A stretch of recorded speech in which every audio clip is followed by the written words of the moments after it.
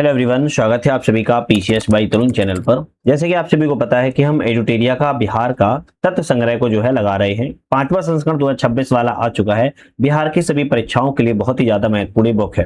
पिछली वीडियो में हम सामान्य परिचय, बिहार का इतिहास, बिहार का भूगोल, बिहार की अर्थव्यवस्था जो है कंप्लीट कर चुके हैं। आज के हमारी वीडियो में 2 चैप्टर की बात करेंगे। एक हमारा होगा बिहार में पर्यटन के बारे में और फिर हमारा नेक्स्ट चैप्टर आएगा बिहार में जनगणना 2011 के बारे में। तो ये 2 चैप्टर आपके क्यों आने वाले, क्योंकि छोटे छोटे चैप्टर हैं लेकिन इंपोर्टेंट चैप्टर याद रखना, वेरी इंपोर्टेंट की श्रेणी में आते हैं। तो इसीलिए दोनों चैप्टरों को हम एक ही वीडियो में जो है बात करने वाले हैं। इसके बाद जो हमारी नेक्स्ट वीडियो आएगी उसमें हम बिहार की पॉलिटी, राज व्यवस्था के क्वेश्चनों के बारे में बात करेंगे। लेकिन आज सबसे पहले हम किसकी बात करने वाले हैं, तो आप कहेंगे आज हम सबसे पहले बिहार में पर्यटन के बारे में जो है बात करेंगे। और पर्यटन सबसे ज्यादा महत्वपूर्ण है। और अगर आप लोगों ने पिछली वीडियो अभी तक नहीं देखी है, बिहार का इतिहास, बिहार का भूगोल, तो बिहार की अर्थव्यवस्था, तो उसको भी देख लीजिएगा, बहुत ज्यादा महत्वपूर्ण है।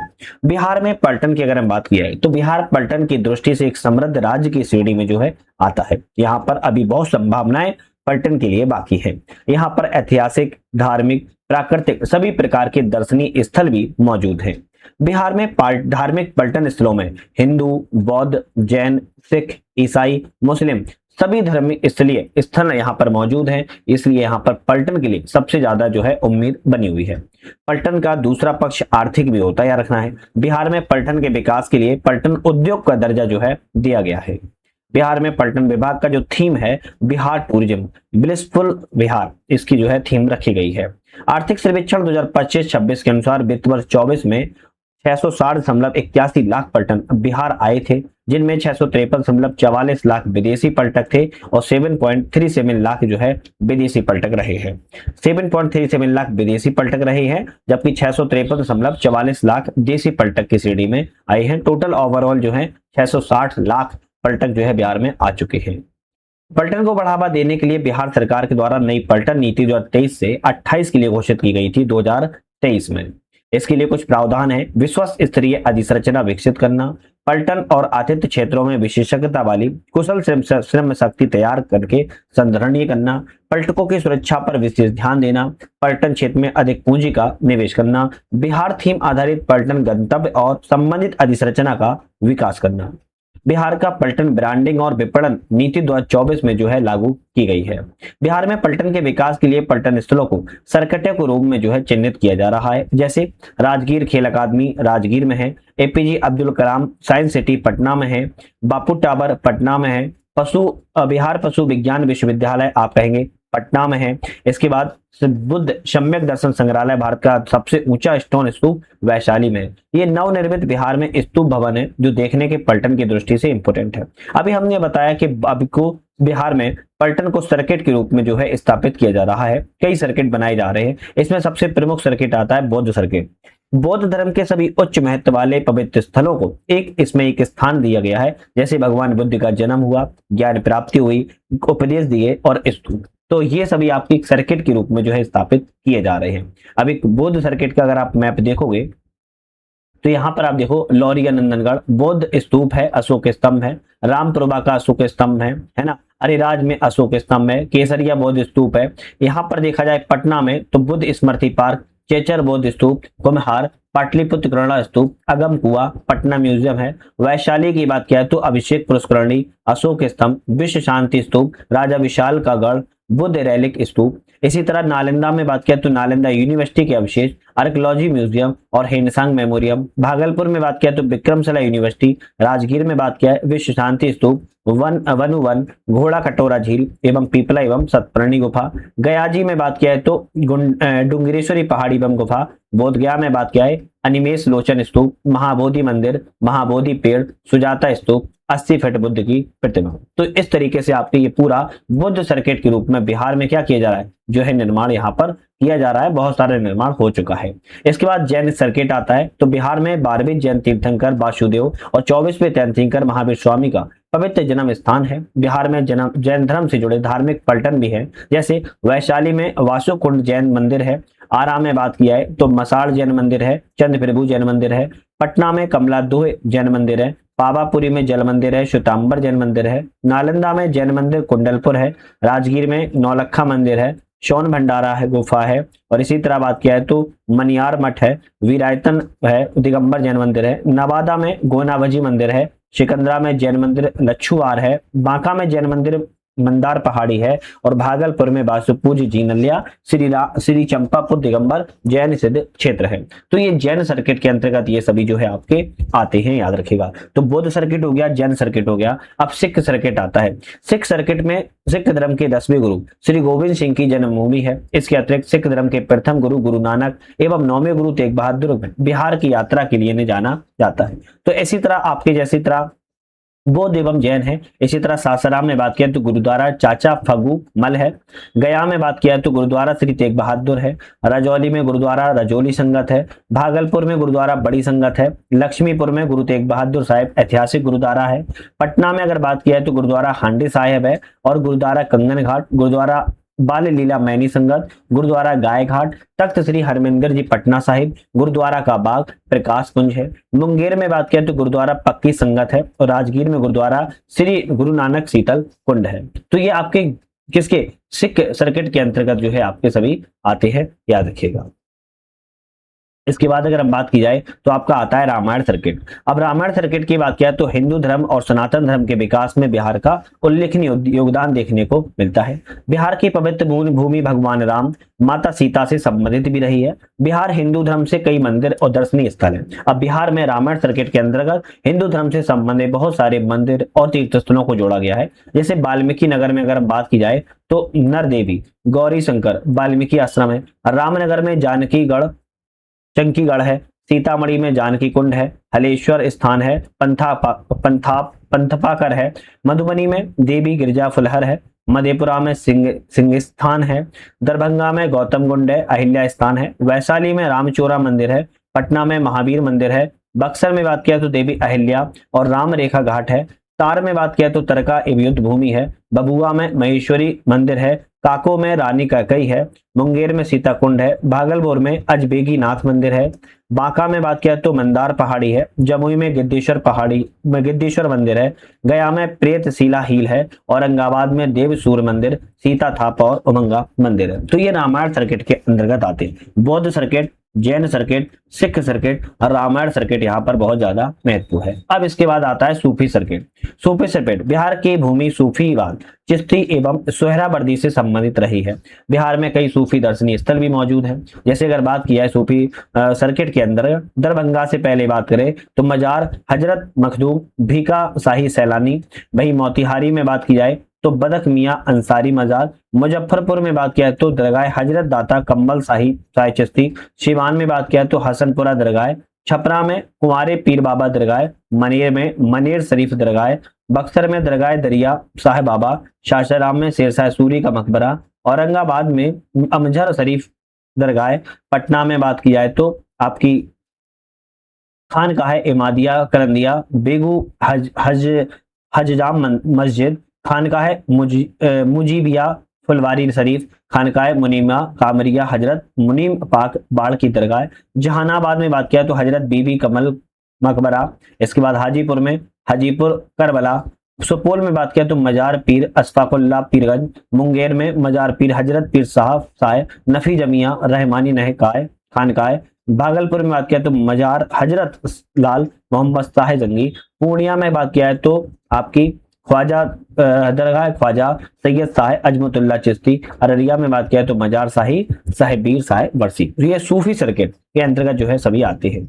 आपके इको सर्किट भी बनाया गया है। कौन सा इको सर्किट? इको सर्किट में प्राकृतिक छटा, वैश्विक विविधता, मनभावक पर्यावरणीय दृश्यों से परिपूर्ण स्थल जैसे पहाड़, झरने, हरियाली, मनभावक दृश्य जो है आते हैं, उसे इको सर्किट के अंतर्गत देखा जाता है। जैसे वाल्मीकि टाइगर रिजर्व, उदयपुर वनजीव अभ्यारण्य, अमवा वनजीव, कुशेश्वर स्थान पक्षी अभ्यारण्य, कावर पक्षी अभ्यारण्य, सीताकुंड, विक्रमशिला गंगटोक डॉल्फिन, भीम बांध वनजीव अभ्यारण्य, ओढ़नी डैम, पटना जू इको पार्क, करकट जलप्रपात, कैमूर वनजीव अभ्यारण्य, तेलहर जलप्रपात, बराबर की गुफाएं, घोड़ा का टोरा, गड़ी डैम। इसके बाद आपके पांडु पोखर, राजगीर चेचर एवं जू सफारी, कलेश जलप्रपात, तुतला भवानी जलप्रपात, मांजर एवं धुआं कुंड। इसके बाद इंद्रपुरी बैराज, गौतम बुद्ध वन्यजीव अभ्यारण्य, ककोलत जलप्रपात, नकटी नाकी डैम, ये सभी आपके प्राकृतिक रूप से इको सर्किट के अंतर्गत आते हैं। पहाड़, झरने, हरियाली, टाइगर रिजर्व, बंजी अभ्यारण्य सभी आपके शामिल किए जाते हैं। यूनेस्को विश्व विरासत स्थल की सूची में बिहार के 2 स्थलों को चिन्हित किया गया है। पहला आता है महाबोधि मंदिर कॉम्प्लेक्स, जो कि बोध गया में है, 2002 में शामिल किया गया था। महाबोधि मंदिर बोध गया स्थित बौद्ध धर्म का सबसे पवित्र स्थल है। भगवान बुद्ध को ज्ञान प्राप्ति बोध गया में हुई थी और इसी मंदिर के प्रांगण में बोधि वृक्ष जो है मौजूद है, जिसके नीचे भगवान बुद्ध को ज्ञान प्राप्त हुआ था। दूसरा है आपका नालंदा महाविहार का पुरातात्विक स्थल, जो कि नालंदा है, 2016 में शामिल किया गया है यूनेस्को विश्व धरोहर स्थल में। नालंदा महाविहार का निर्माण प्राचीन गुप्त काल में शिक्षा केंद्र के रूप में हुआ था। यह बौद्ध धर्म का सबसे बड़ा शिक्षा केंद्र था। विश्व का प्रथम बड़ा विश्वविद्यालय माना जाता है बख्तियार खिलजी के द्वारा, लेकिन नालंदा विश्वविद्यालय को ध्वस्त कर दिया गया था। लेकिन 2010 में संसद द्वारा पारित नालंदा विश्वविद्यालय अधिनियम राजगीर में नालंदा विश्वविद्यालय की पुनर्स्थापना का कार्य किया गया और 2014 से इसमें शैक्षणिक सत्र प्रारंभ जो है किया गया है। तो ये आपके पर्यटन स्थल थे। अब आपको हो सकता है पर्यटन स्थल 1 से 2 बार याद कर लेना, जो कि इंपॉर्टेंट है, क्योंकि मैप के माध्यम से था इस बुक में, तो मैप के माध्यम से ही हमें पढ़ाना पड़ा है। नेक्स्ट हमारा चैप्टर आता है बिहार की जनगणना के बारे में, जो कि बहुत ही महत्वपूर्ण चैप्टर है।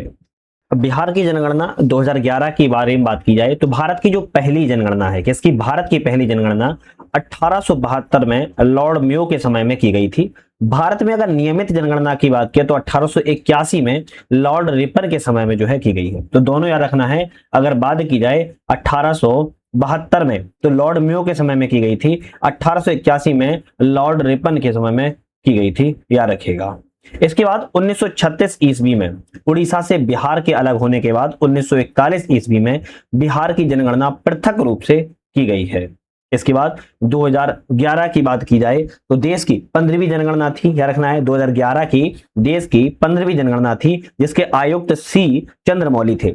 2011 की जनगणना का आदर्श वाक्य जो था, हमारी जनगणना हमारा भविष्य। और 2011 की जनगणना में बिहार की कुल जनसंख्या 10,40,99,452 बताई गई है, जो भारत की कुल जनसंख्या का 8.6% है। जनसंख्या की दृष्टि से बिहार का स्थान की बात करें तो उत्तर प्रदेश महाराष्ट्र के बाद तीसरा स्थान है। तो सबसे पहले आपका उत्तर प्रदेश में पॉपुलेशन है, उसके बाद महाराष्ट्र में पॉपुलेशन है, इसके बाद आपके तीसरे नंबर पर बिहार के पॉपुलेशन का नाम आता है। बिहार और भारत के 2011 के अगर आंकड़ों की बात की जाए, कुल जनसंख्या की बात किया, बिहार में 10.41 करोड़ है, वहीं भारत में 121 करोड़ के लगभग है। 2011 के आंकड़े की बात कर रही है। कुल जनसंख्या पुरुषों का प्रतिशत की बात किया तो बिहार में 52.14% है, वहीं भारत में 51.54% है। महिलाओं की कुल जनसंख्या प्रतिशत में बात किया है तो 47.86% है बिहार में, जबकि भारत में 48.86% है। ग्रामीण जनसंख्या अगर हम बिहार में बात किया है तो 9 करोड़ 23 लाख के आसपास है, जबकि भारत में 23 करोड़ 37 लाख के आसपास है। ग्रामीण जनसंख्या अगर प्रतिशत में बात की जाए तो 88.7% बिहार में है, जबकि भारत में 68.8% है। शहरी जनसंख्या की बात किया है बिहार में 1 करोड़ 18 लाख के आसपास है, जबकि अगर बात की जाए बिहार में 37 करोड़ 71 लाख के आसपास है। वहीं शहरी जनसंख्या प्रतिशत में बात किया तो 11.3% है, जबकि भारत में 31.2% है। शहरीकरण की 10 की वृद्धि दर की बात किया तो 0.8% बिहार में 10 की वृद्धि दर हुई है, जबकि भारत में 3.4% की शहरीकरण में 10 की वृद्धि दर की गई है। 2001 से 2011 के दौरान 10 की वृद्धि दर की बात किया है तो बिहार में 25.42% रहा है, जबकि भारत में 17.7% रहा है। लिंगानुपात सेक्स रेशियो की बात किया है तो बिहार में लिंगानुपात की बात किया 918 है, जबकि भारत में 943 है। बाल लिंगानुपात 0 से 6 वर्ष की आयु का जो बिहार में 935 लिंगानुपात है, जबकि भारत में 919 है। घनत्व की बात किया है तो 1106 किलोमीटर वर्ग किलोमीटर है, और जबकि भारत में 382 प्रति वर्ग किलोमीटर है। 0 से 14 आयु समूह का जनसंख्या प्रतिशत में बात किया है तो 40.2% है, जबकि भारत में 30.9% है। 15 से 59 आयु का समूह का जनसंख्या प्रतिशत की बात किया है, बिहार में 53.5% है, जबकि भारत में 60.7% है। तो हमने जो अभी 2011 के आंकड़ों के अनुसार बिहार और भारत की तुलना की है, आप इसका स्क्रीनशॉट ले लेना, याद कर लेना, बहुत महत्वपूर्ण है। अब हम बिहार और भारत में जनगणना के और भी आंकड़ों की बात किया है। 60 वर्ष से अधिक आयु के जो जनसंख्या का प्रतिशत है, बिहार में अगर बात की जाए तो 6.3% है, जबकि भारत में अगर बात की जाए तो आप कहेंगे 8.4% है। साक्षरता दर की बात की जाए, बिहार में 61.8% है, जबकि भारत में 74.04% है।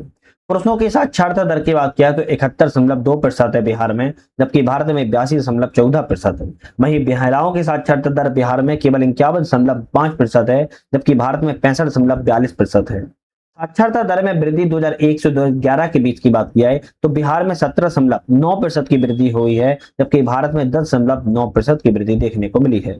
ग्रामीण साक्षरता दर की बात किया है तो बिहार में 59.8% है, जबकि भारत में 67.8% है। शहरी साक्षरता दर की बात किया है तो बिहार में 76.9% है, जबकि भारत में 84.1% है। अनुसूचित जाति प्रतिशत में बात किया है तो बिहार में 15.72% अनुसूचित जाति पाई जाती है, जबकि भारत में 16.6% पाई जाती है। अनुसूचित जनजाति की बात किया प्रतिशत में तो बिहार में 1.3% पाई जाती है, जबकि भारत में 8.6% पाई जाती है। तो ये बिहार और भारत के पूरे आंकड़े की हमने बात की है। अब 2011 के जनगणना के कुछ हम आंकड़ों की बात किया है, जैसे सर्वाधिक, अब ये पूरा बिहार की बात करेंगे ना। सर्वाधिक क्षेत्रफल वाले 3 जिलों की बात किया है तो पश्चिमी चंपारण पहले स्थान पर, दूसरे स्थान पर आपका गया है, तीसरे स्थान पर आपका पूर्वी चंपारण। ये सर्वाधिक क्षेत्रफल वाले 3 जिले हैं। सबसे कम क्षेत्रफल वाले जिलों की बात किया है तो शिवहर सबसे छोटा है, उससे थोड़ा बड़ा अरवल है, फिर आपका शेखपुरा है। सर्वाधिक जनसंख्या वाले 3 जिलों की बात किया है तो पटना में सबसे ज्यादा जनसंख्या है 58.4 लाख के आसपास, दूसरे नंबर पर पूर्वी चंपारण आता है, फिर आपका मुजफ्फरपुर आता है।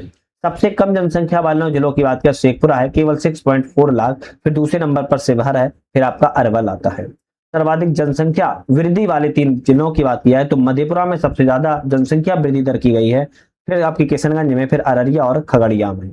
सबसे कम जनसंख्या वृद्धि दर वाले 3 राज्यों की बात किया है। अरवल में सबसे कम जनसंख्या 10 की वृद्धि दर रही है, फिर आपकी गोपालगंज में, उसके बाद दरभंगा में। सर्वाधिक लिंगानुपात वाले 3 जिले कौन से हैं तो गोपालगंज सबसे ज्यादा लिंगानुपात वाला जिला है, 1021 यहाँ का लिंगानुपात है, जबकि सीवान दूसरे नंबर पर, सारण तीसरे नंबर पर है। इसके बाद सबसे कम लिंगानुपात वाले जिलों की बात करें तो मुंगेर में बहुत कम लिंगानुपात है, केवल 876 है, जबकि भागलपुर दूसरे नंबर पर है, खगड़िया तीसरे नंबर पर।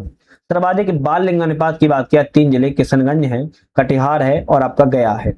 सबसे कम लिंगानुपात वाले 3 जिलों की बात किया है वैशाली में 904 बाल लिंगानुपात सबसे कम है, पटना में थोड़ा उससे ज्यादा है, फिर आपका मुजफ्फरपुर में है।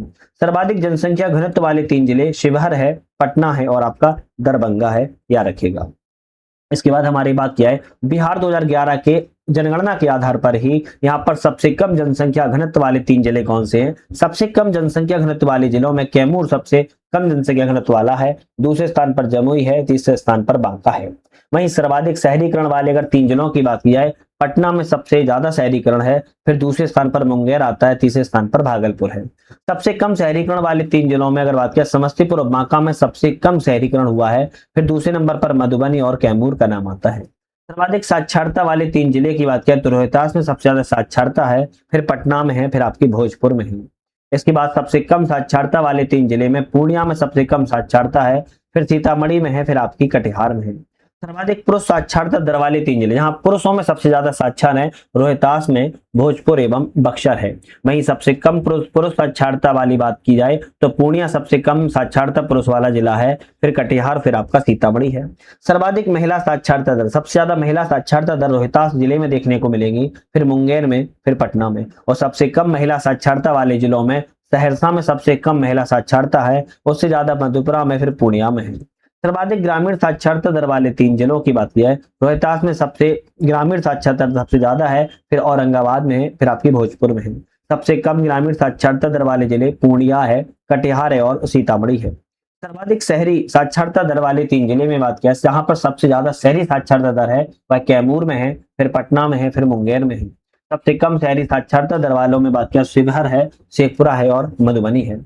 सर्वाधिक अनुसूचित जाति प्रतिशत में बात की जा रही है कहां पर 3 जिले कौन से हैं जहां पर सबसे ज्यादा अनुसूचित जाति पाई जाती है। गया में सबसे ज्यादा है, फिर नवादा में है, फिर आपके औरंगाबाद में है। सबसे कम अनुसूचित जाति की बात किया तो किशनगंज में देखने को मिलती है, उसके बाद थोड़ा ज्यादा कटिहार में, फिर भागलपुर में। इसी तरह अनुसूचित जनजाति एसटी की प्रतिशत में अगर बात किया है पश्चिमी चंपारण में सबसे ज्यादा अनुसूचित जनजाति है, फिर आपका कटिहार में है, फिर जमुई में है। सबसे कम अनुसूचित जनजाति की बात किया प्रतिशत में खगड़िया में सबसे कम अनुसूचित जनजाति है, फिर दूसरे नंबर पर समस्तीपुर, तीसरे नंबर पर औरंगाबाद आता है। ये चैप्टर भाई जनगणना के मामले वाला बहुत इंपॉर्टेंट है, बहुत ध्यान से देखिएगा। आर्थिक सर्वेक्षण 2025-26 के कुछ आंकड़ों की बात किया है, जन घनत्व की बात कर रहे हैं, जनसंख्या घनत्व क्या रहा है बिहार का। 2011 में जनसंख्या घनत्व 1106 था, 2016 में 1213 हो गया, 2021 में 1307 हो गया, 2026 में 1405 बताया जा रहा है, 2031 में संभावना 1498 की है, 2036 में 1578 की बिहार की अनुमानित जनसंख्या घनत्व को बताया जा रहा है। तो ये अनुमानित जनसंख्या घनत्व इसको देख सकते हो। बिहार में जनसंख्या बात की जाए पुरुषों की 54,280 2011 में बताई जा रही है, जबकि पुरुषों की 2026 में बात किया तो 68,644, महिलाओं की 49,821, जबकि 2026 में 63,622। वहीं कुल बात किया है तो यहाँ पर टोटल ओवरऑल जो है 1,00,000 इकाई, दहाई, सैकड़ा, हजार, 10,000, लाख, 1,04,109 रही है, जबकि यहाँ पर 2026 में 1,32,266 रही है। अब बिहार का प्रजनन दर जो आपकी फर्टिलाइज रेट होती है बात किया है तो कुल ओवरऑल कितनी है तो 2.8 है। कितना है 2.8 रही है, जबकि ग्रामीण में 2.9 है और शहरों में 2.2% है। याद रखिए, तो ये क्या है आपकी प्रजनन दर है बिहार में महिलाओं के मामले में, ग्रामीण में 2.9 है, शहरी में 2.2 है, ओवरऑल 2.8 देखने को मिली है। तो यहां पर हमने अभी तक अपने दो चैप्टर की बात की है, एक तो आपका पलटन वाला चैप्टर था और दूसरा आपका कौन सा था जनसंख्या वाला चैप्टर था 2011 के बारे में। तो ये दोनों चैप्टर आपके आज की वीडियो के लिए बहुत ज्यादा महत्वपूर्ण थे, बहुत अच्छे से कवर किएगा क्योंकि डेटा इसमें आपसे ज्यादा है, कहीं ना कहीं 2-3 बार इसको देख लेना या फिर नोट डाउन करते चलना। नेक्स्ट जो हमारी वीडियो आएगी बिहार में पॉलिटी राज व्यवस्था के बारे में बात करेंगे, जो कि बहुत ही चैप्टर इंपोर्टेंट रहने वाला है। इसके बाद हमारा 2 वीडियो और आएंगे, पूरा किताब हम कंप्लीट कर लेंगे और फिर हम एमसीक्यू लगाना स्टार्ट जो है कर देंगे। तो आज ही समाप्त करेंगे, वीडियो पर बने रहने के लिए धन्यवाद।